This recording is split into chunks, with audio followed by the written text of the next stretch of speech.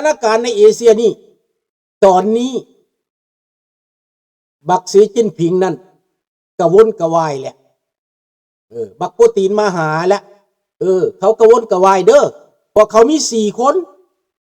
เขาเหลือ4 คนเป็นเผด็จการแท้ๆในโลกนี่นะเขามีบักอิหร่านก็ใกล้สิตายแล้วเขามีบักเกาหลีเหนือก็ตายอึดเข่าละเศรษฐกิจบ่ดีเขามีรัสเซียกับปีกหักและทหารตายไปหลายล้านและล้านกว่าและทหารน่ะรถถังเกือบสิบ่มีแล้วเพิ่นสิไปปลดปล่อยประเทศยูเครนแต่ว่าไปตกอยู่ในยูเครน 4-5 ปีมาแล้วบ่ไปใส่หลังจากหิมะหมดกลายเป็นระเบิดใบไม้ปุ่งเป็นขี้ตุ่ม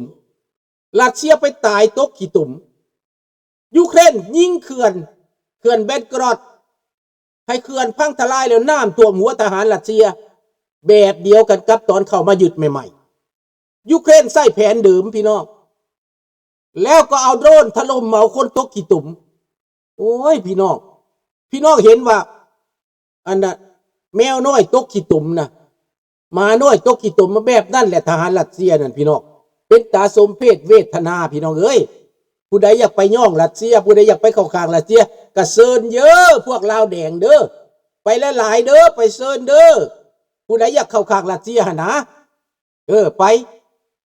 บักโปตีนน่ะไปโลดเด้อไปหามันโลดเด้อไปตายซอยมันไปเป็นเพื่อนตายน้ำมันนี่เด้อคนลาวนี่มันบ่หลายดอกไปตายน้ำมันคนบ่ได้มักบักอ้างเติ้นไปใส่บักอ้างเติ้นลาวนะไปเลาะเบิ่งเขาขุดคำบ่บักนี่หากินน้ำบ่อคำเด้อบักนี่น่ะหากินน้ำบ่อแห่เด้อบักนี่น่ะบักขี้ขารัสเซียนี่น่ะให้มันไปโลดมันเงียบไประยะหนึ่งแต่เดี๋ยวนี้ข้าพเจ้าเห็นมันเคลื่อนไหวน้ำการขุดคำขุดบ่อแห่มันไปสำรวจมันไปน้ำเขาเด็กน้อยลาวนี่ตาบอดหูหนวกย้อนการเขาเฮาว่าย้อนการนั่นหลอกลวงย้อนการโฆษณาส่วนเสือตัวประเทศลาวเจริญและจังซั่นจังซี่ก้าวหน้าก็หลายประเทศทำที่แท้เขาขายเบิดสัมบัติตัวเองโอ้ยสมงูกระดักกระเดียเทเด้พี่น้องเอ้ยคนลาวเฮานี่น่ะบ่มื่นตาอ้าปากเบิ่งเขาเด้บ่บ่มื่นตาเบิ่งชาติอื่นเขาเด้บ่เขาหักหวงแหนสมบัติตัวเองนั่นน่ะ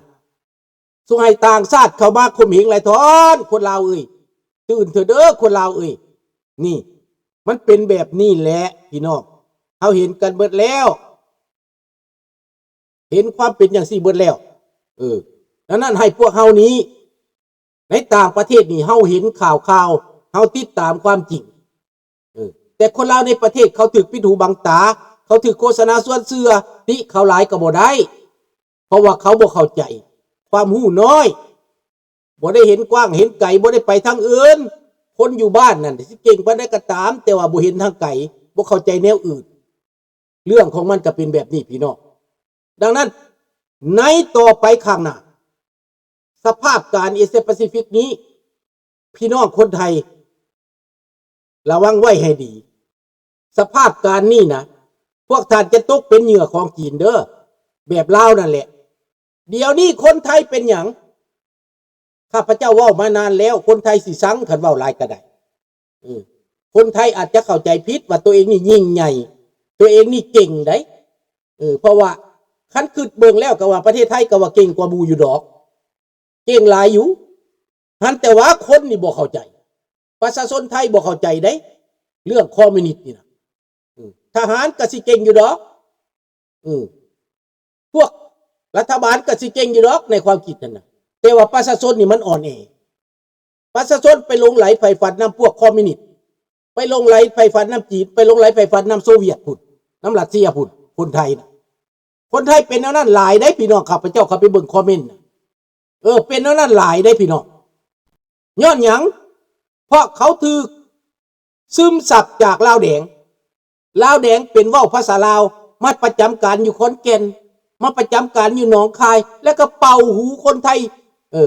ว่าเมืองลาวดีจีนดีรัสเซียดีเวียดนามดี คนพวกนี้เอียงข้างแบบนั้นแต่ในที่สุดพี่น้องผู้ที่จะเจ็บปวดที่สุดคือคนไทยเป็นหยังเห็นบ่ถึกพวกจีนไปหลอกไปเฮ็ดเวียกอยู่เมืองไทยไปเฮ็ดเวียกอยู่ลาวคนไทยถูกหลอกไปเป็นโจรมันเป็นไปได้จังไดคนไทยบ่ได้โง่เป็นหยังจะไปเป็นโจรเป็นหยังจะไปเป็นสแกมเมอร์ฮอดหลายร้อยคนหลายพันคนไปเป็นสแกมเมอร์ให้เขากลายเป็นคนบ่ดีไปตัวไปหลอกชาวโลกหาเงินแบบนี้ประเทศไทยนะมันได้จะเกิดได้จังสี่คนไทยเป็นยังจะเป็นเหยื่อแบบนี้ก็เพราะว่าคนไทยหลงว่าคอมมิวนิสต์ดีๆใครก็อยากไปเที่ยวลาวไปแล้วก็ถือเข้ายั่วไปไปลาวนี่ดีใจหลายแล้วเขาตัวเขาหลอกเด้หลงเด้ดังนั้นพี่น้องมันถูกหลอกถูกยั่วถูกเหย้าถูกต้มคนไทยพวกนั้นตกกลายเป็นเหยื่อแต่คำว่าเป็นเหยื่อนั้นมันบ่ได้แก้ไขอย่างใดรัฐบาลก็สิใส่ให้ว่าตัวเองนี้ไปเป็นแก๊งสแกมเมอร์แต่ที่จริงแล้วพวกแก๊งสแกมเมอร์นี่ก็เป็นเหยื่ออีกขั้นหนึ่งตอนหนึ่งปรากฏว่าลาวแดงนี่จับสแกมเมอร์ในลาวเดี๋ยวนี้นะเพราะอเมริกาเขาบีบโลกเขาบีบลาวแดงไปบ่รอดก็ต้องจับมือนี่ปล่อยมือนั่นจับมือขวาปล่อยมือซ้ายปล่อยมาเมืองไทยว่าซั่นไปลาวแดงปล่อยมาเมืองไทยหรือว่าปล่อยให้แลนหนีปล่อยปุ๊บหนีจับได้จำนวนหนึ่งพอมาแก้หน้าจับจากสวรรณเขตกับมาเวียงจันทร์จับจากเวียงจันทร์กับไปท่าแขกจับจากท่าแขกกับมาเวียงจันทร์อยู่หั่นละประมาณนั้นแหละเพราะว่าตัวจีนนั่นมันยังอยู่ในหันพ่อเป้งมันอยู่ใสพ่อเป้งมันก็นั่งแล้วรัฐบาลนี่ติดสั้นติดลืบเด้พ่อเป้งมันได้เป็นไผพ่อเป้งมันพี่น้องก็ฮู้จักอยู่ติบักเจ้าเว่ยนั่นแหละอันนั่นแหละหัวหน้ามาเฟียอันนั่นแหละหัวหน้าโจรนั่นลาวแดงกินน้ำโจรพี่น้องกินน้ำโจรนอนน้ำโจรมันก็เลยหักษาโจรระบอบโจรพี่น้องแม่นบ่พี่น้องบักเจ้าเว่ยนี้มาเฮ็ดให้ลาวนี่มุนปี้เบิดก็ย้อนบักเจ้าเว่ยมาแบ่งประเทศลาวเป็นเมืองของจีนก็เป็นบักเจ้าเว่ยมาอินฟลูเอนเซอร์อยู่ในการนำของรัฐบาลลาวแดงก็เป็นบักเจ้าเว่ยเอาเงินมาซื้อเด็กน้อยก็เป็นเจ้าเว่ยฆ่ามนุษย์ก็เป็นเจ้าเว่ยฆ่าอวัยวะของมนุษย์ก็เป็นบักเจ้าเว่ยอยู่เบื้องหลังทั้งหมดนั่นแหละพี่น้องรัฐบาลจีนนั่นแบ่งเป็น2แบบแมวสีใดแมวตัวใดจับหนูได้กินหมดได้เบิดกินทั้งคืนทั้งรองกินไฮโล11พี่น้องสบายบิดพีเตอร์วังบักจีนบักสีจิ้นผิงนี้เห็ดหมีกินผึ่งโจรไปหลักเงินมาให้มันก็เอาคนดีไปหลักเงินให้มันก็เอามันเอาทั้งเต้ยทั้งหลอกแต่ว่าประเทศลาวนี้มันส่งโจรมาบุกเบิกส่งโจรมาบุกเบิกพี่น้องให้ลูกน้องมันมาบุกเบิกทางรัฐบาลเฮ็ดหยังก็ส่งคนมาต่อเรื่องการเมืองเข้ามาอินฟลูเอนเซอร์ด้านการเมืองคนที่โปรสายจีนญาติแย่งกันกับแก้วแล้วก็ทุ่มเงินลงมาเงินน่ะมาซื้อไผมาซื้อพนักงานมาซื้อเจ้าหน้าที่ให้เห็นด้วยให้เซ็นสัญญาให้มันนี่ละพี่น้องโจรมันกระทันทำกันแบบนี้ลาวแดงเฮ็ดหยังขายชาติขายแผ่นดินบ่เคยเห็นเงินดอลลาร์บ่เคยได้บ่เคยหังเคยมีบ่เคยมีรถเดี๋ยวนี้พวกเขาหังมีเป็นดีขายชาติบ้านเมืองได้รถได้ล่างขี่ได้บ้านหลังใหญ่มีหน้าตาอวดอ้างอวดโม้ซื้อเครื่องให้เมียซื้อกระเป๋าหลุยให้เมียสมัยพระจักรลาวเฮานะรัฐบาลลาวก็บ่เคยได้ส่งเงินไปซื้อกระเป๋าหลุยมาให้เมียได้บ่มีได้บ่แม่นเอาเงินรัฐบาลไปซื้อกระเป๋าหลุยให้เมียได้คือรัฐบาลปัจจุบันนี้เอาเงินหลวงยักยอกเงินหลวงไปซื้อกระเป๋าหลุยให้เมียซื้อนาฬิกาดีๆซื้อสร้อยคอดีๆมาให้เมีย เมียเป็นใหญ่พี่น้องในระบอบนี้มันแม่นระบอบอีหยังพี่น้องข้าพเจ้าว่ามันระบอบโจรเห็นบ่ล่ะมันใส่ให้ป้ายสีผู้อื่น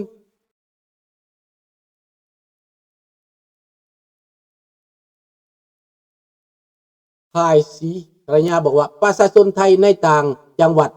ไม่ได้เดินตามคนจีนนะครับ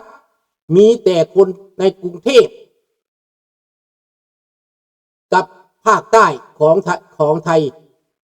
ที่อวยจีนใช่ครับแมน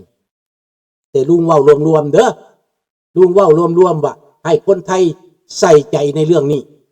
ให้ตื่นตัวในเรื่องนี้เนาะ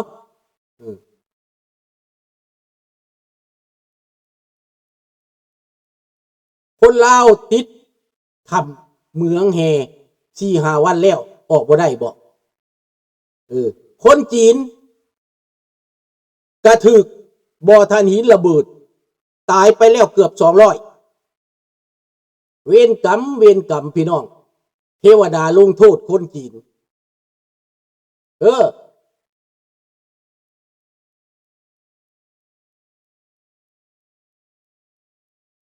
ดังนั้นพี่น้องคนจีนนี่นะมันเวรกรรมตามสนองมันแล้วตายอยู่ในอันนั้นนะตายอยู่ในถ้ำตายอยู่ในบ่อถ่านหินเพราะมันทำลายธรรมชาติเกินกว่าเหตุดังนั้นเทวดาลงโทษพวกมันยังแก้ไขบ่ได้ยังออกบ่หมดคนตายย้อนผิดของเคมีในถ้ำมันกับทำระเบิดพี่น้องมันระเบิดนี่แหละคือเหตุให้กำลังบอกนั้นมันจึงมาบุกลุกประเทศลาวเฮานี้ตั้งแต่ก่อนกล่าวหาใส่ว่ารัฐบาลประจักษ์ลาวขายชาติขายแผ่นดินแต่ตัวจริงแล้วพวกลาวแดงปัจจุบันนี้เป็นคนขายชาติขายแผ่นดินหลายที่สุดพี่น้องลาวปล่อยให้ทุนจีนมีอำนาจเยอะเกินไปทุกอย่างมันเลยดูแย่ใช่ไม่ใช่แค่ดูแย่นะมันเลวที่สุดลาวตอนนี้เลวที่สุดรัฐบาลก็เลวที่สุดงี่เง่าเต่าตูนที่สุดบักทองลุนบักซาดหมาอีเวียงทองกับอีซาดหมาประธานประเทศกับรองประธานประเทศเมาเห็ดหยังพี่น้องมันเมาเอาไม้แย่ดากกันพี่น้องบ่มีหยังบักทองลุนเอาไม้แย่ดากอีเวียงทองหอยแหะเมื่อเท่านั้นแหละมันบ่เห็ดหยังแต่ละมือแต่ละวันมันเอาไม้แย่ดากกันพวกนี้บ่แม่นรัฐบาลพวกนี้มันโจรข้อเมืองพี่น้องกลุ่มโจรพี่น้องเอ้ยบ่แม่นหยังดอกเด้อกลุ่มโจรพวกนี้นั้นมันจะจ่ายราคาแพงในอนาคตมันจะรับไส้หนี้มันจะใส่เวรใส่กรรมประชาชนจะลงโทษมันฟ้าแถนจะลงโทษมันนี่แหละพี่น้องดังนั้นคนลาวเฮานี่ได้เตรียมหยังเฮาเตรียมเฮบัดท้ายมันสิโป้บัดลามักแตงสร้างหน่วยป่ายสภาพการของโลกจะเฮ็ดให้ลาวนี่อยู่บ่ได้ต้องเปลี่ยนจากระบอบการปกครองเผด็จการคอมมิวนิสต์มาเป็นประชาธิปไตยแล้วพวกที่มันกระทำความชั่วความเลวนั้นมันจะตายไปมันจะอยู่บ่ได้มันจะถูกประชาชนจับลงโทษมันจะถูกประชาชนจับประหารชีวิตพี่น้องคนลาวเฮาทั้งประเทศเด้อทั้งในทั้งนอกเด้อพี่น้องเด้อเตรียมการไว้ข้าพเจ้าขอบอกพวกท่านว่าคนลาวนอกนั้นบ่มีฮอด 10% ดอกอย่ากลับเมื่ออยู่ลาวนั่นพวกหนุ่มนี่นะถ้าเข้าเมื่อก็เป็นพวกเฒ่าพวกใช้การบ่ได้แล้วพวกมืดน้ำยาแล้วคันสิว่าแล้วพวกน้องชายตายก่อนเมื่อแล้วเขาจังสิเมื่อพอเขาเมื่อเมืองลาวเขาเมื่อบ่ได้พวกน้องชายตายแล้วเขาเมื่อพักผ่อนรอครับตายซื่อคันพวกใดน้องชายยังบ่ตายเมียเขาบ่ให้เมื่อดอกเด้อบ่ง่ายเด้มันเป็นแนวนั้นคนลาวเฮานี้ต้องสามัคคีกันไว้ต้องใจ